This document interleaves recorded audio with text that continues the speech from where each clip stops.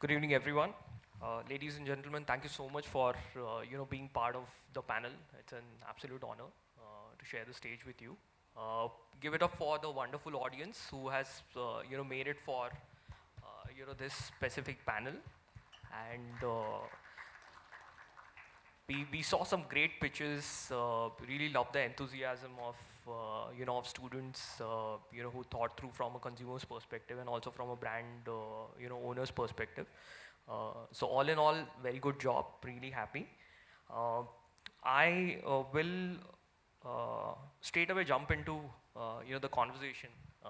First and foremost, we are talking a lot about content being the main the mainstream aspect of things when it comes to digital or any media for that matter. Now, digital has become mainstream, and majority of brands are focusing on it, which is a really good part. But there are a couple of aspects. So, for example, what is good content, right? And what I have been able to get is aesthetically imperfect content that resonates and gets to the heart of the matter is what's winning right now. All right, and it is not about perfection anymore, which is really good, which basically means that we can show vulnerability, we can show real emotions, we can show real people from real life, and that's the kind of content that maybe consumers want to look at when it comes to storytelling part of things. So I want to throw the question open first to Sapna, and then to Raja, and then we'll see how the panel goes. Sure. Good evening, everyone. Really glad to be here, on this Saturday evening with, my panelists and everyone. And it's a very interesting topic, that we're going to spend time on today. To take the conversation forward, on your question, I think in terms of content, some of the experiences of what we are seeing right now, I thought we'll just kind of start with that. Uh, and, content and storytelling really is about consumers. So as consumers evolve, content and storytelling, moves forward. So if consumers are using more short format content, memes, brands will kind of follow that or to be part of those conversations. So I think that's like the shift that we are seeing, at the present stage. And I'm sure with things moving so rapidly, it's going to keep changing. I mean, the fast pace of content evolution is something that's, we have to be prepared for. Something's working today, something will work tomorrow.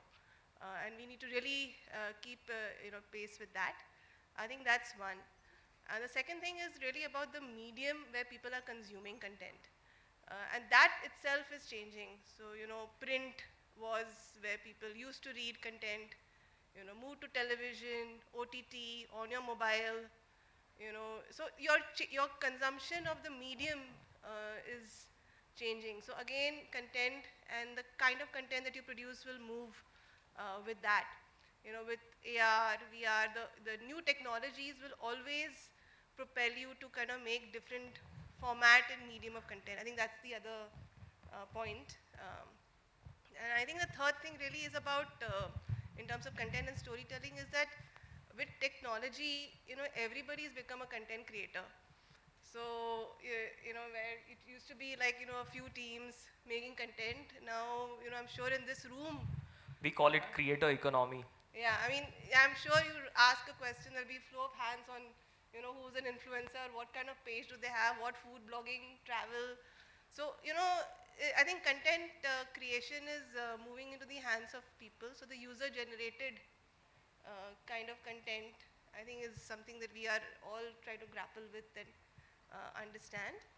Yeah, I think that's really, I would kind of put three things: format, medium, and the third point would be the user-generated or content creation.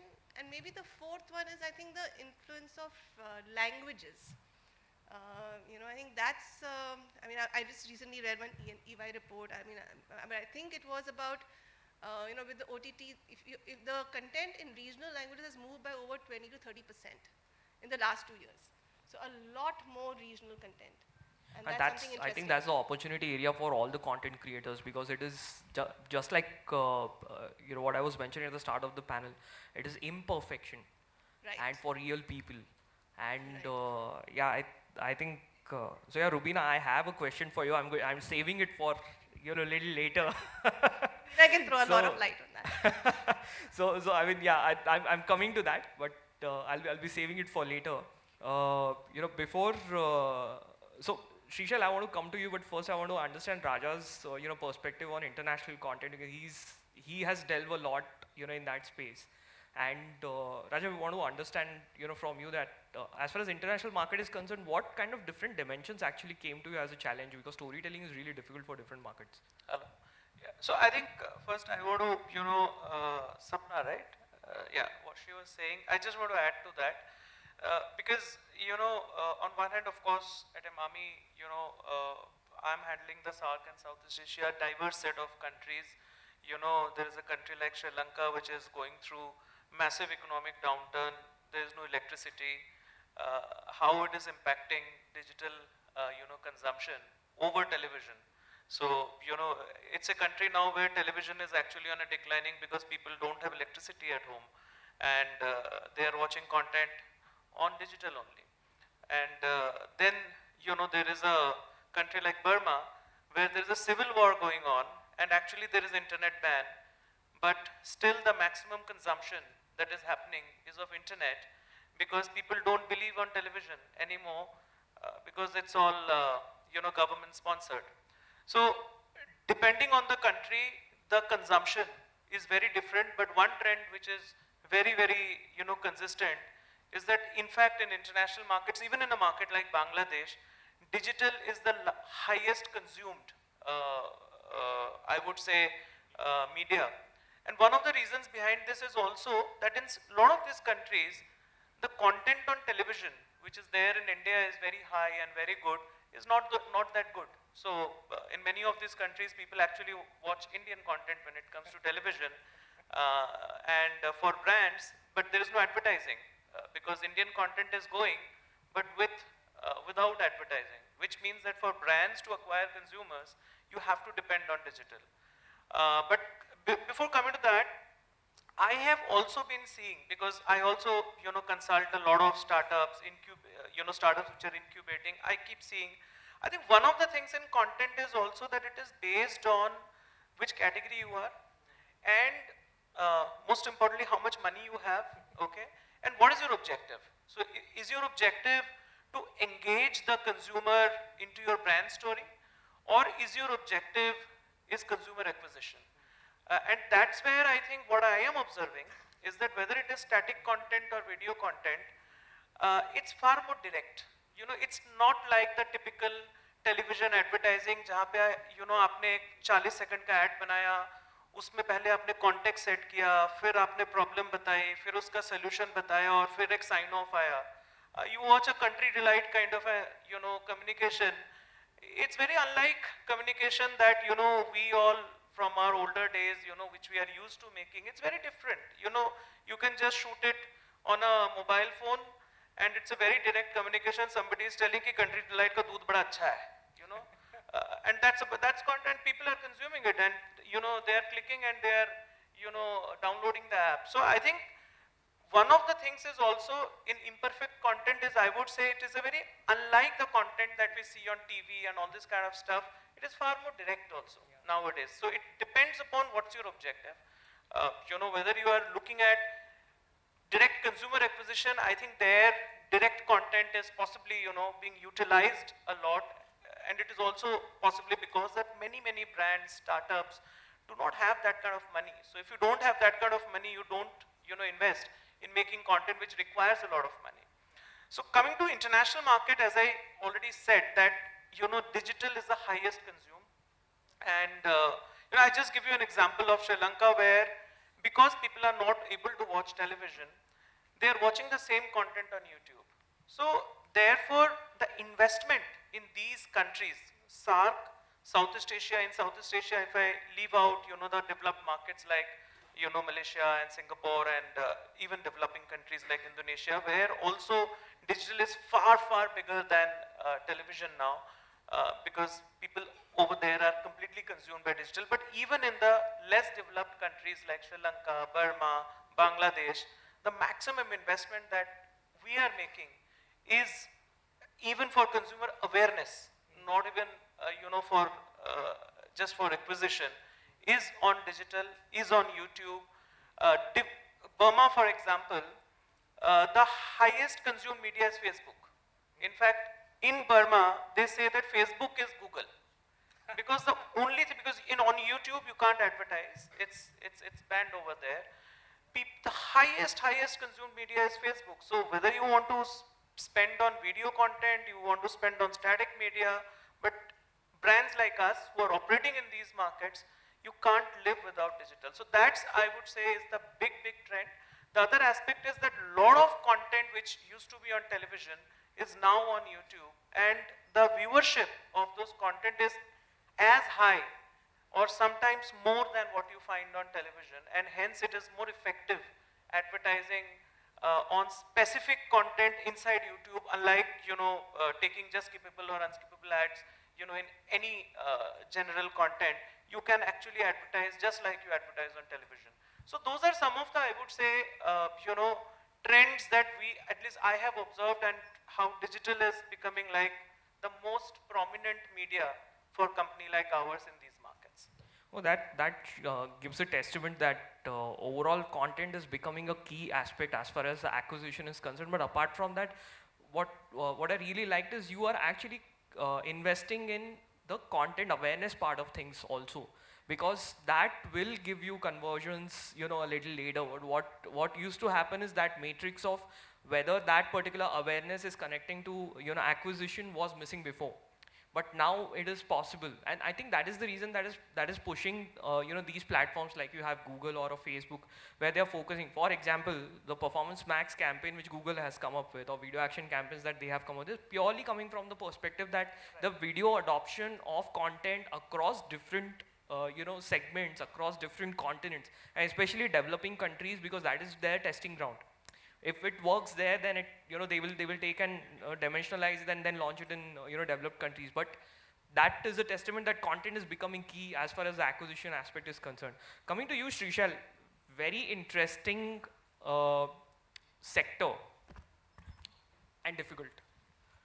So it will be really good to know what challenges you were able to come up, you were able to overcome, and how do you see 2023 content storytelling helping your segment?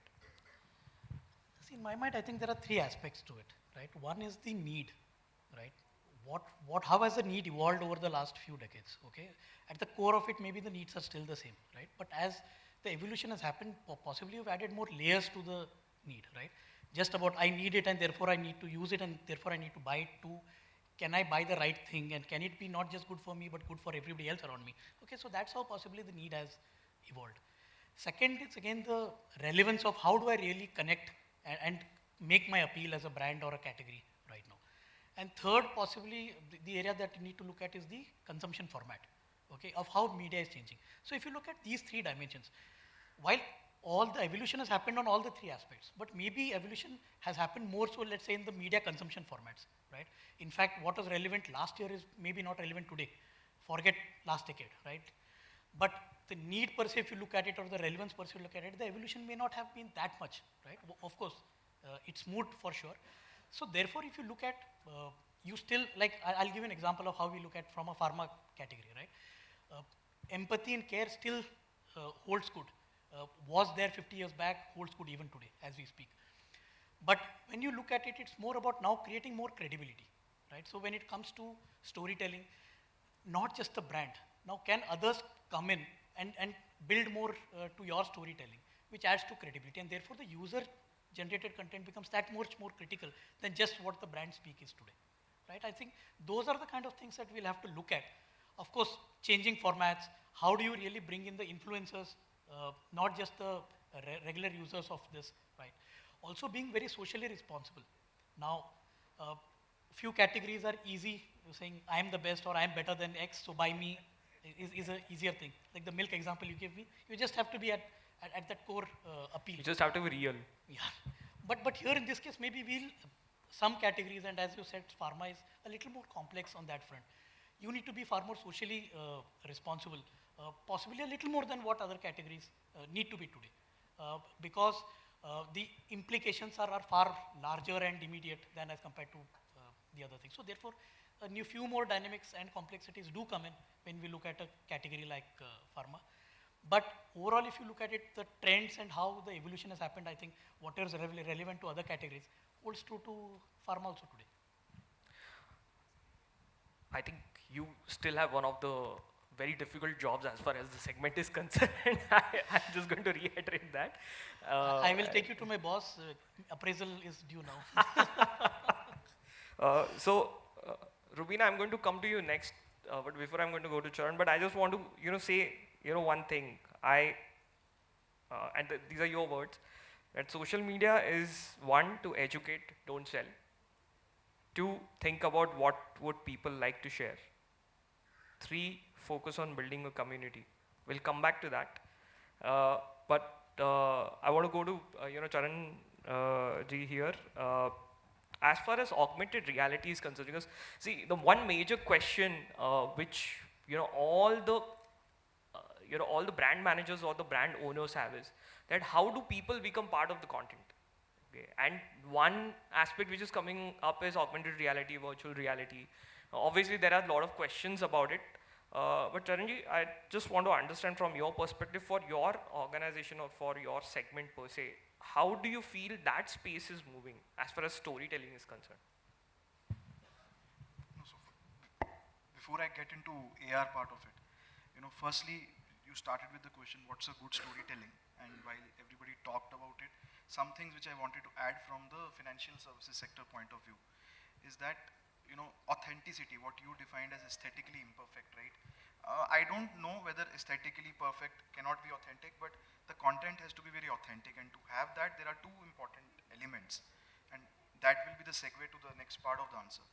One is that you have to have a story first with you. What is your brand story? What is the purpose of your brand?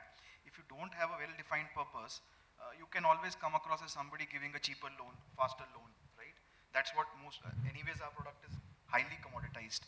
So second part is what is the consumer insight, which you are targeting in your storytelling, which is solving that problem, and therefore the larger purpose is encompassing that, right? So for being a part of NBFC industry, we don't give very cheap loans, right? Because the customers are relatively riskier. So therefore, these are the customers who generally are credit starved. So your loans actually help them earn their livelihoods, right? They enable them to do better in lives. So that insight coupled with your brand purpose, I think becomes a good storytelling. Now coming to AR, it is very fashionable these days to talk about it. But I feel that the earlier use cases of which I have seen is largely in the spaces where there was already some kind of immersive experience, whether it is gaming, to some extent apparels, or let's say entertainment. Those areas we are seeing some early use cases. But in industries like ours, loans, auto, as of now it is a very nascent trend, and I don't know how it will pan out. I also feel that the equipment or the infra required around this is still very less penetrated in the markets.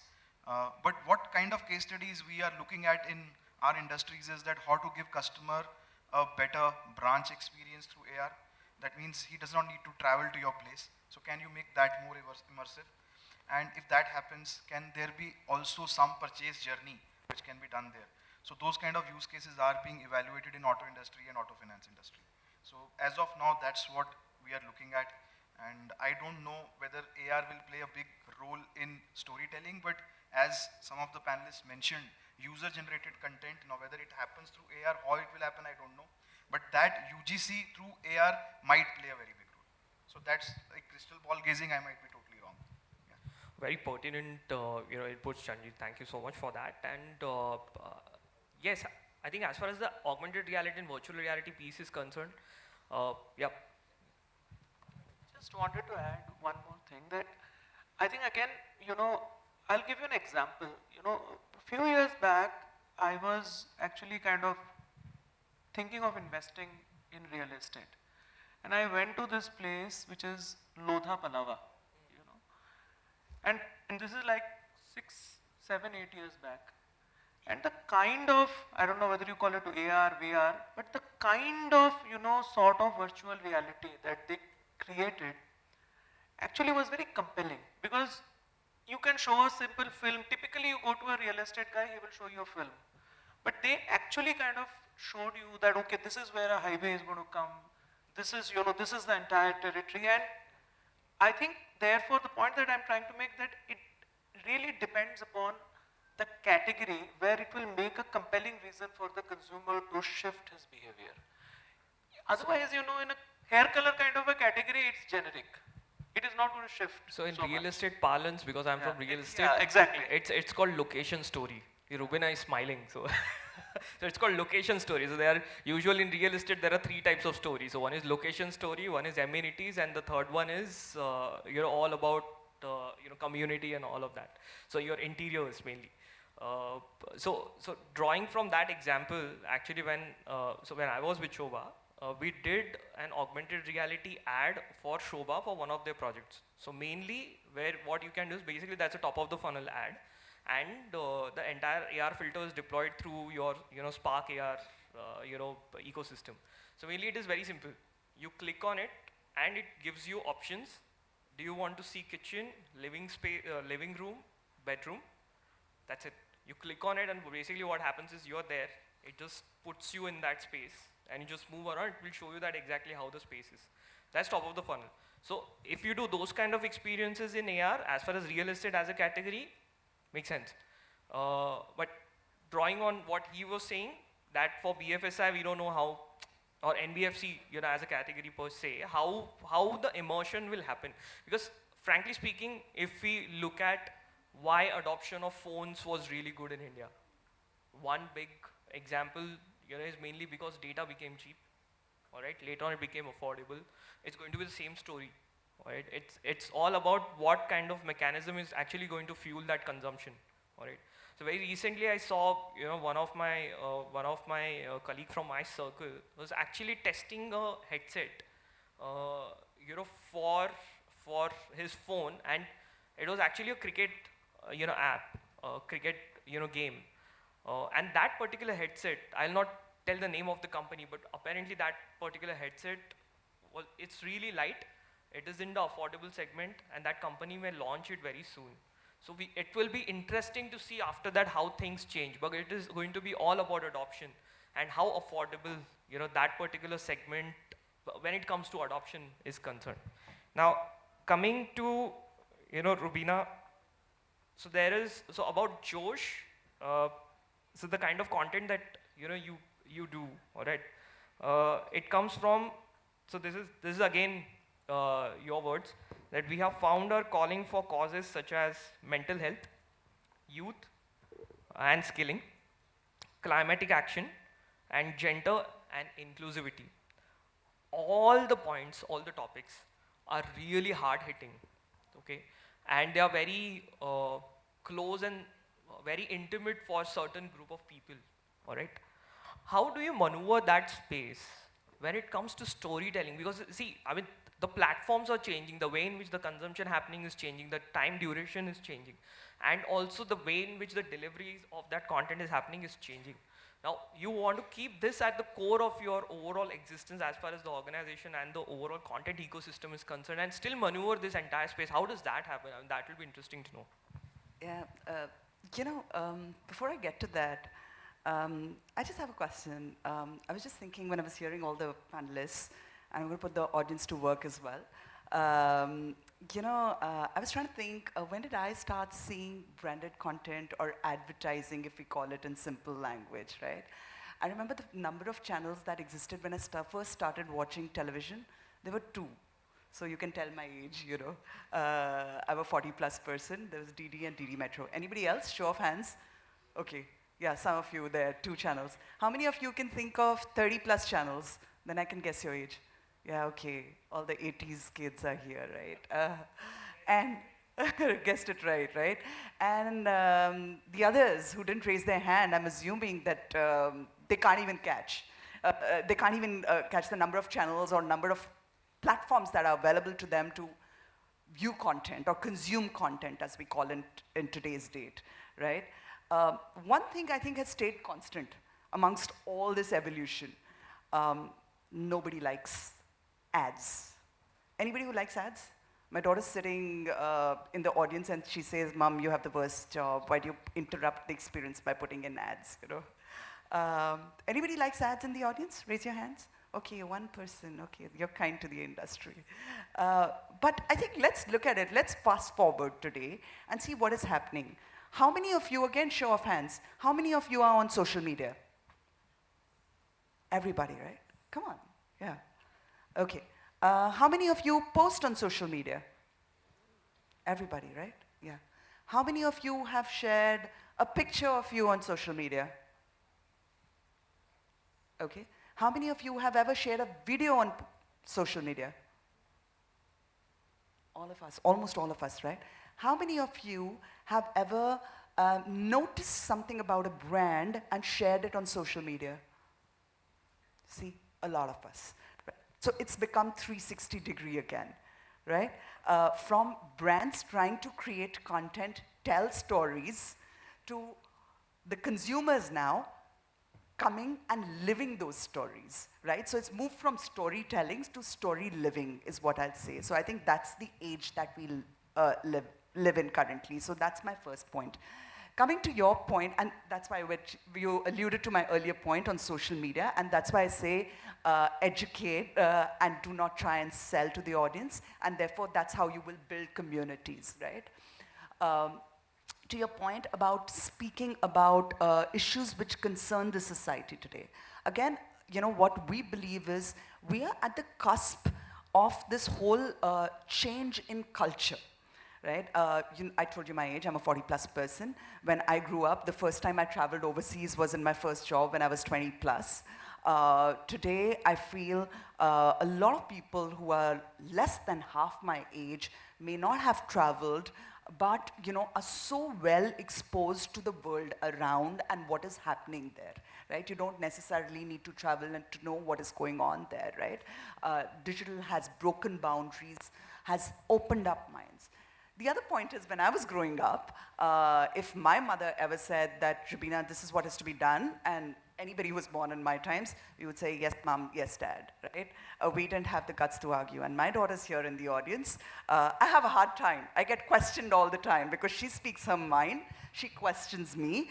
And I think she's bold enough to be able to think, and like everybody in this age, to be able to, you know, put their point of view forward. Right? So that's how the whole culture is changing. The other thing is that, you know, when we were growing up, or when I was growing up, we were very influenced by this Western culture. I'm not saying today, the generation today, the young people today are not influenced by the, you know, Western culture, but at the same point in time, I think they embrace a lot of the Indian culture. They're very proud to be who they are, you know, and of their culture, their values, the languages they speak. They're very real. They're very real. Yeah. They take pride in being real. Absolutely. So real people telling real stories, speaking about real causes. And, you know, they're not afraid to put themselves out there, share a part of their lives and speak their minds. You know, so they're very, what I say is they're proudly over the top than the generation of today. And that's why we take to causes like this to answer your question.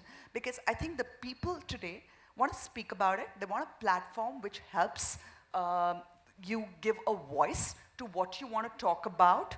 And that's what we do at Josh. Apart from, you know, having the ABCDE of short video, which is the being, you know, having action, being bold, having the comedy, having the emotion, and the drama. Apart from that, you know, we also stand for causes, some of which you listed out. So that's where we are at Josh. A really inspirational, you know, piece, Rubeena. Yes, Sapna. Yeah, really interesting, Rubeena, and I really liked the phrase of storytelling to story living, and so very valid, and the current generation. Just wanted to add one more perspective to it, because along with all this bold and speaking your mind, you know, for brands, there's also a caveat. which is we need to tread really carefully. Like if you really, this whole boycott culture, and especially with the, like for example, the whole Mama Earth thing going on like right now, boycott Mama Earth. So I think even as brands kind of play a role in these conversations by putting yourself out there, I think especially, for some categories maybe, it's a very thin line. And I think it's a learning on how to maneuver that line, or a training to maneuver the line for brands, that while you participate in these conversations, where is, you just don't know how they can move. You don't have that control. I think the key word is control.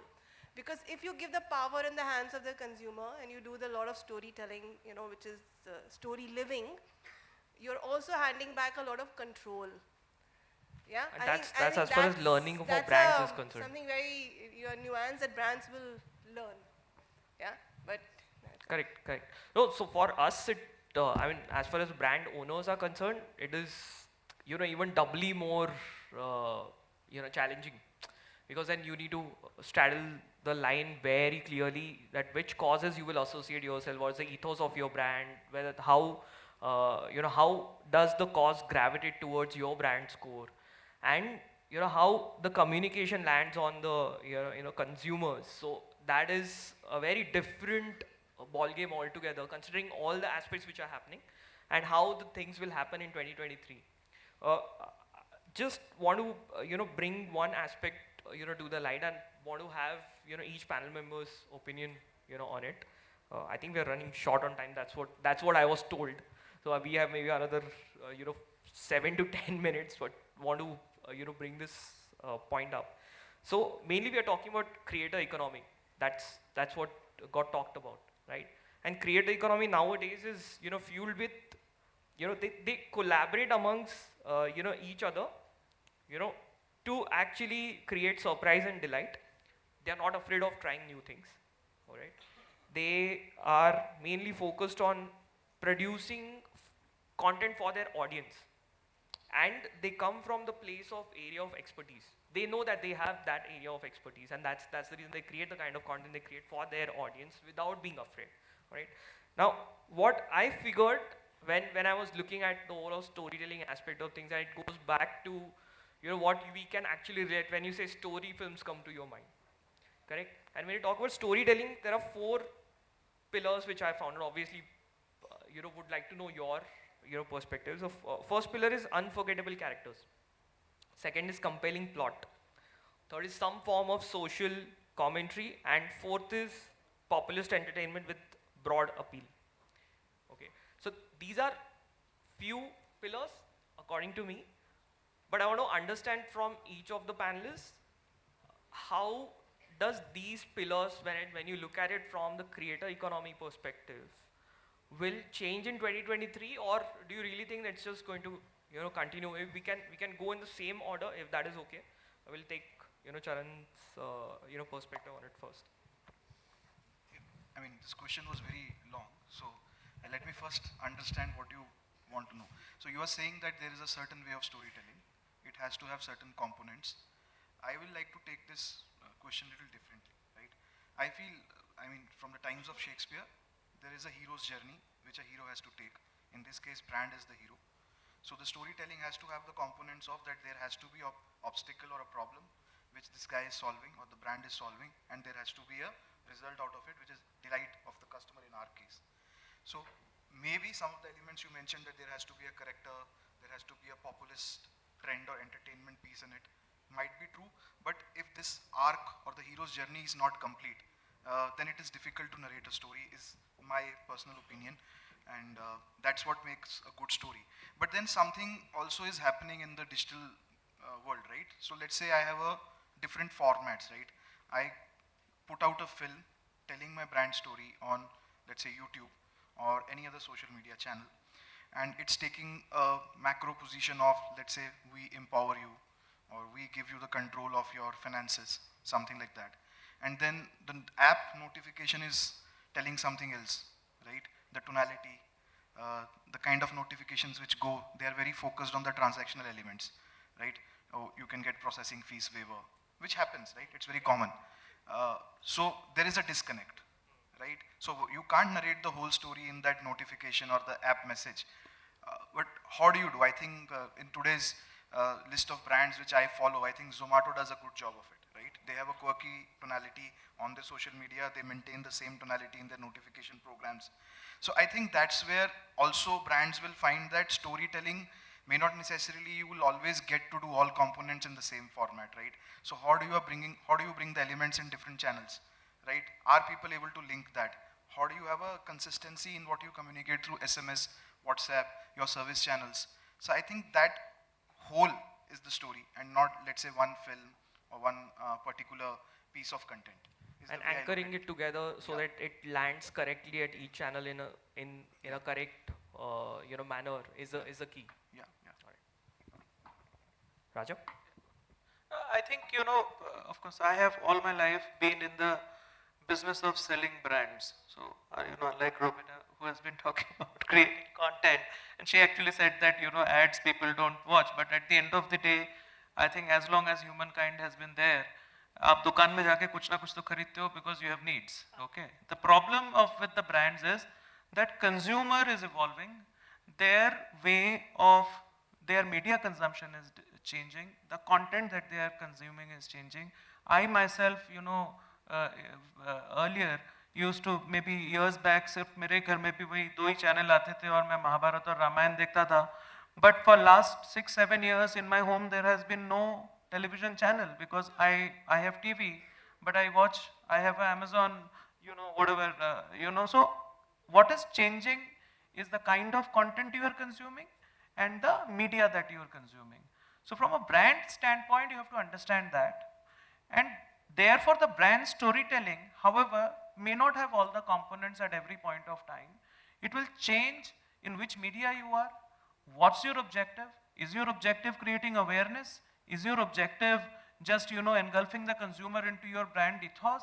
Or is your objective to make the consumer, click on the shop now button and buy? That will determine your content. So therefore you can't have one solution fits all, or one format fits all. It never works. So from a business standpoint, I think since there are students, you have to be aware of what is your objective, and you have to dovetail into the evolving consumer consumption of the kind of content and the kind of media that they are. So that's, according to me, it is. So I slightly differ from what you said. Absolutely. Yeah. I expected that. Yeah, Rubeena. So, Raja, totally agree with what you said. I think brands have a really hard time today, creating content which is engaging for users, because the attention span is decreasing for people. Even if you see the audience today, everybody's on their phones, they're doing something, right? So I think it's more, it's not so much storytelling. It's like Sapna, like that one.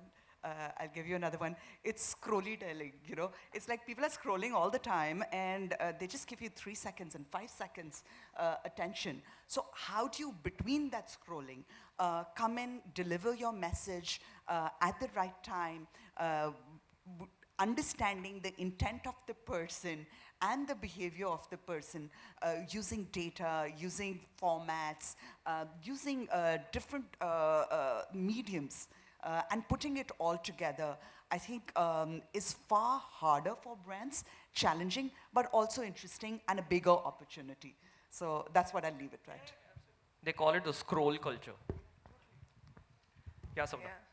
So I think just because we're running short on time, so I think in this topic, just 3 points. The one thing which I see is that how do we get the user engaged in the storytelling? So, for example, the Black Mirror episode of, choosing, I think that kind of content formats, so technology enabling personalization of content so that they are part of the story. I think that's like something which I think we'll see more of. And again, I do feel that the edginess of the content, many people play it safe. So, you have to play bold and be a little edgy, maybe the humor. I think those are things which will break through. So if you have to really break through, maybe these are the 2 areas, apart from what everybody mentioned. It was interesting because that Bandersnatch, when it came, it became a huge thing. But after that, then we kept on waiting for them to, come up with new content, but then actually it didn't happen. So yeah, I mean, it'll be interesting to see who comes up with that kind of content again. Shrishail. I think you spoke about the formats that are truly accepted as part of storytelling, and I think those formats will never go. They've been around for a long time. In fact, the two Hindu mythologies, the numerous stories that can be drawn out of that to keep telling your stories. I think the entire Bollywood is living on those stories even now. So those, while they stay, but the truth is, rules are to be broken. And every time you break a rule, that's when, that becomes memorable, right? And therefore, we'll have to keep looking at how do you break what kind of rule? And there are obviously numerous examples, but just take an example of Fevicol. First time when we were looking at in our MBA classes and you said, here is an ad, they didn't show the product pack, they didn't tell what it does or why should I buy this, but the ad is winning awards everywhere. So, and that's kind of stuck through, right? And that's what I think will work even now. So how do you really break rules? And while brands have to be sensitive to today's what is pop culture or even acceptability per se, but you will offend someone or the other, right? And with the power now moving from the brand, let's say, to the audience, somebody will get offended for sure, and the backlash is bound to come in. And we've seen a lot of brands now withdrawing ads and taking back kind of thing. But I believe brands will become more and more brave because they know this is unstoppable, right? Because there is no right, wrong, you never know where the line ends. So as brands become more brave and open to getting these backlashes, one of my mentors in my very early days said, if they are talking bad about your ad, they are talking about your ad, and that counts. So I believe that's where, yeah. So that's what storytelling is all about, and that's what will evolve. So being inspirational, aspirational, still stays good and will stay good as we go on. Being for the social good is always going to be of appeal. Newer things that are evolving now, which is sustainability and inclusiveness. If we kind of respect that and try see how we build that into our storytelling, hopefully we'll be able to build the right kind of content and which is more shareable and likable as we go on. Thank you so much. Yeah, Charan. I just want to add, right? I agree that brands will get more braver. Sapna mentioned they will learn how to manage this tightrope. But at the same time, it is not necessary for brands to talk about everything, have an opinion on everything. It is not necessary, right? I also feel that lots of brands today do a lot of virtue signaling. Some topics are not even related to their purpose. They are not into those categories. They are not even dealing with those customers and communities. And the backlash is worse then, right? So if you are doing something for the community, I think you will get forgiven because you have so much other things to do for them. But I think normally the backlash will come when you have nothing to do with the issue. You have never stated anything in the past, and you have no locus standi on that, right? I think if that is one part of the learning which Sapna indicated, yes, brands will get braver. But Charan, as I said, brands have to be sensitive. I don't think there's any hiding from there, for sure. But you can never predict the outcome of it. And that's where the challenge is in terms of how do you really manage and mitigate those challenges and take your brand forward. Yeah, so I think a couple of really good learnings coming out. Your brand to be brave. We need to look at content as in the light of what objective it should have, and not get trapped in that trap of the storytelling needs to have this kind of element and that kind of element. Straddling the line as far as what cause the brand will gravitate towards or will focus on, and also how the overall new tech piece will move forward and how it will get more affordable from an adoption perspective. I think these are a couple of things we can say from a trends perspective for 2023. I think it will be really an interesting space, and I would look forward to following all your brands timelines and see how the content meter is moving. So really thank you everyone for being part of this panel and contributing towards the learnings. It's an absolute honor and privilege to be on the stage with all of you. Thank you so much for this.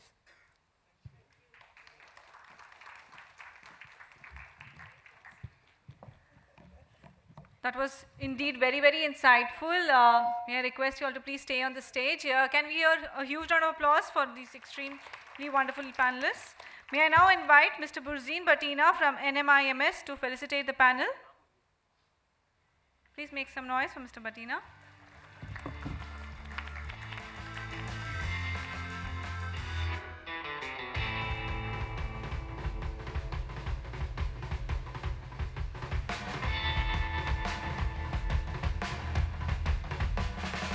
Yes, keep the applause going for wonderful pictures.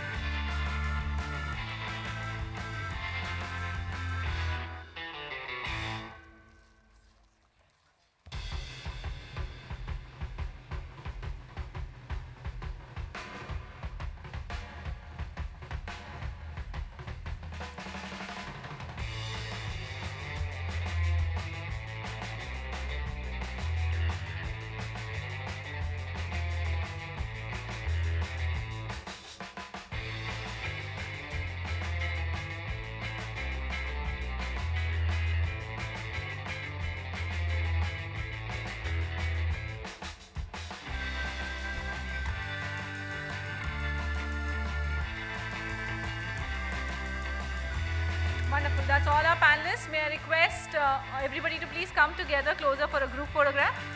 And like I just said, we get the best pictures when we get the best applause.